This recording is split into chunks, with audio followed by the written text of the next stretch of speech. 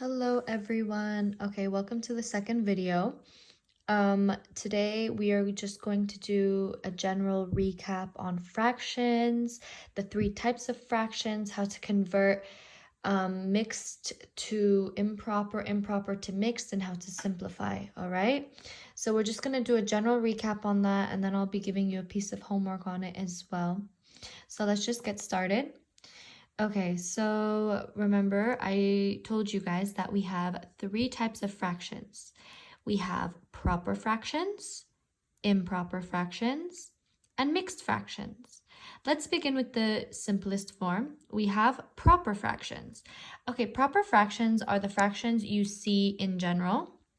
So for example, we have 1 over 2, we have 3 over 4, 5 over 6, 7 over 8. Basically, any fraction that has a numerator that is smaller than the denominator, which means the top number is smaller than the bottom number, okay? That's how it's supposed to be, all right? So let me just put like a little note here. Numerator is less than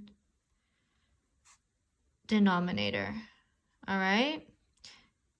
So you just always need to remember that. So when the numerator is less than the denominator, okay? So that is usually a proper fraction, okay?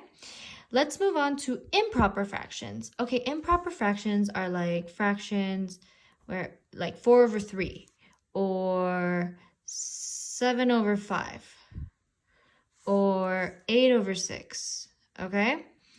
Fraction, and what difference can you spot between these two? You can see that in proper fractions, the numerator is smaller than the denominator, whereas in improper fractions, the denominator is smaller than the numerator. Do you see that? So here we're going to say numerator is bigger than the denominator, okay? Excuse my handwriting. All right, so proper fractions are where the numerator is less than the denominator, whereas improper fractions, the numerator is greater than the denominator, okay? So I hope that's clear so far. And then we have our third type is mixed fractions. Mixed fractions, you can spot it right away because they're they're very different from the other two. Mixed fractions can be something like 1 over 2, 3 and 1 over 2, 2 and 3 over 4, if that okay, do you see what I'm saying? So mixed fractions usually comes in two parts, all right? Two parts. It has a whole number and it has the proper fraction, okay? Not an improper fraction, a proper fraction. Okay, so when you have a mixed number, you have two parts. Here we have the whole number, which is the entire number. And then we have the proper fraction. How do we know this is a proper fraction? Like I mentioned before, we know that it's a proper fraction because the numerator is less than the denominator. So that is how mixed fractions come to be. Okay. So now we know the types, we're going to move on to the converting. Okay, so we're going to start off with how to convert improper fractions into mixed fractions, all right? So let's move on to that. All right, so I've already written down like 4 examples. Now let's get started. What we're going to have to do is we are going to use long division normally, okay? And remember, this is improper to mixed fractions.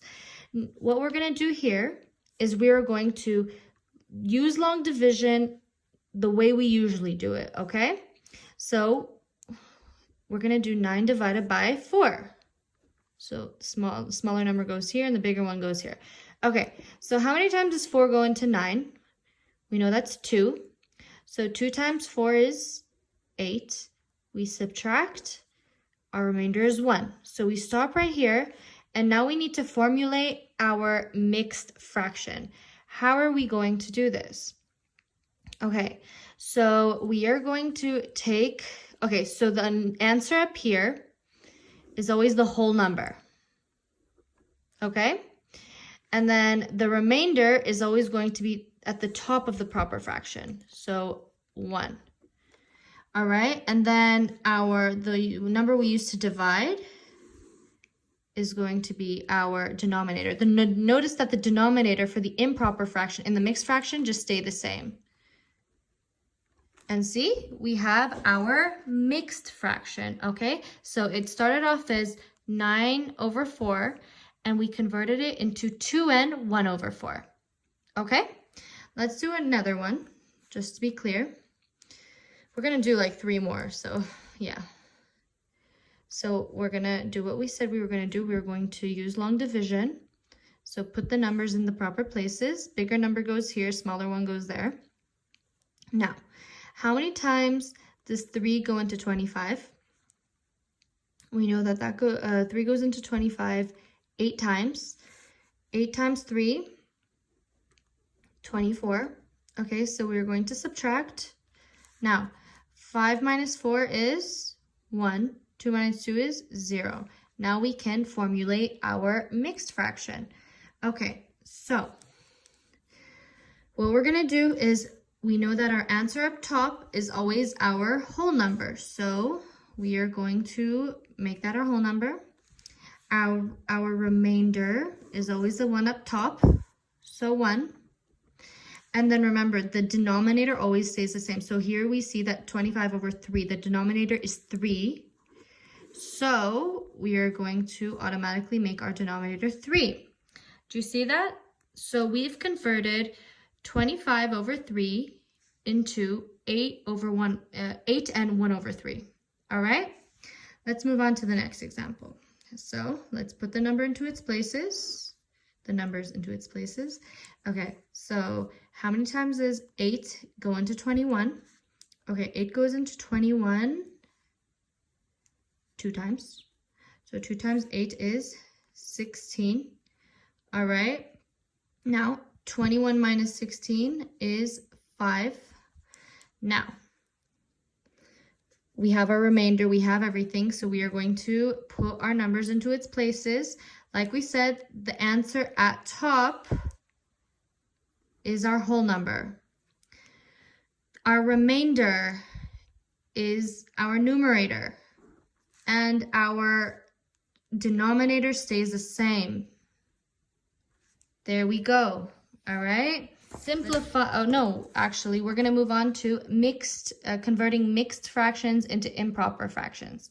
Okay, so this one is much simpler than the last one. Even though the last one was very easy, this one is even easier.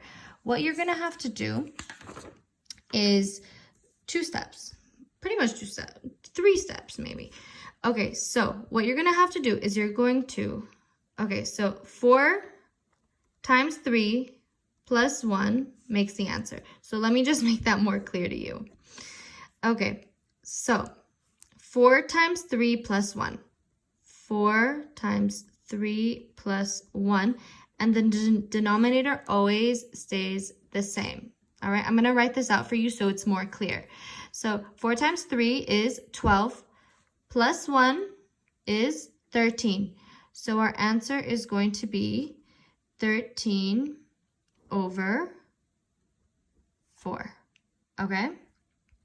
That was very simple. Now let's just do the same thing over here. So let's do what we did. 5 times 2 plus 3. We're going to write that out so we don't get confused. So 5 times 2 plus 3. And then we're going to stick to the same denominator. Now, 5 times 2 is 10, plus 3 is 13. 13 over 5. Yeah, so that's our answer for that. Very, very simple. Now let's do another one. Okay, so we have 1 and 1 over 2. So we're going to do the same thing we said. Remember, guys, it's always the same thing. 2 times 1 plus 1.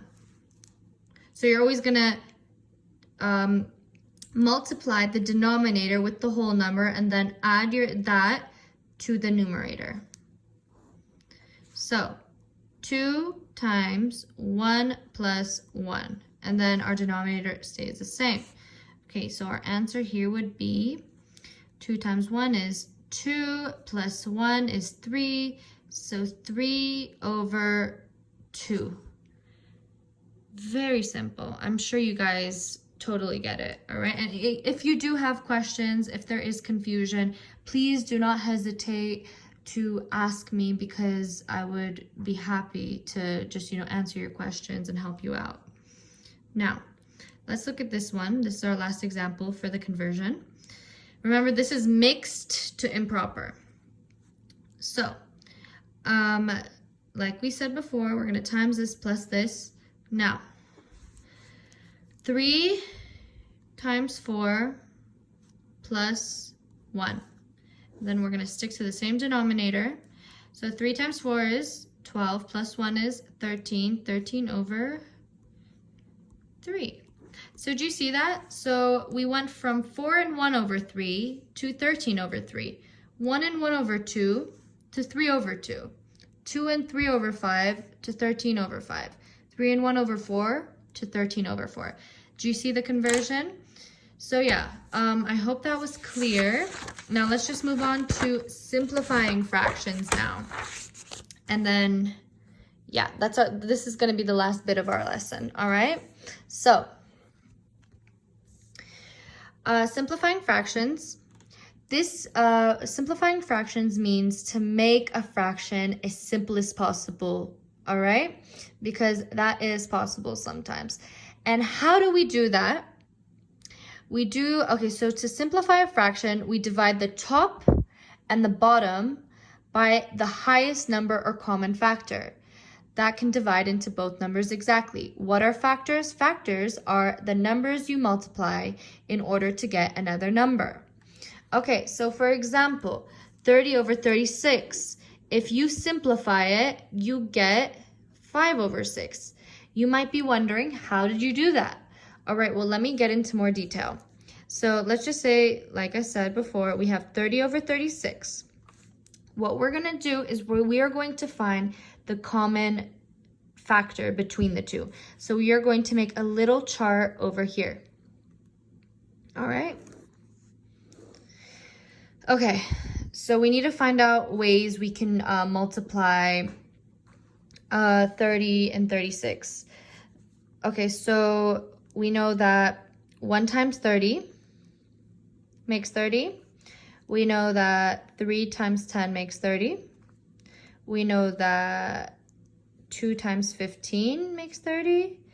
And we also know that 5 times 6 makes 30. All right? Now, let me make the line longer. Okay, 36. So we know 1 times 36 makes 30. We know that 2 times 18 makes 30. 3 times 12. 4 times, 36. 4 times 9 makes 36. 6 times 6 makes 36. We don't have to write it twice. And yeah, I think that's about it. So our job right now, like we said, in order to find the common factor, we need to figure out what they have in common. So what they share together. So let's just go through the list together. So they both have 1 in common. Do they both have 30 in common? No, they don't. How about 36? No. What about 3? Yes. What about 10? Nope. 2? Yes, they do. 15? Nope. 18? Nope. No 12. no 5, no 4, no 9, but they do have 6 in common. Okay, so now we have the common factors. Our common factors are 1, 2, 3, and 6. All right, now all of these can be divided between these two numbers. But now our job is to look for the greatest common factor, which is the biggest one. The biggest one is obviously 6. So we are going to use 6 to simplify our fraction into its simplest form. Okay, so 30 divided by 6 is 5. 36 divided by 6 is 6. And here we have our answer.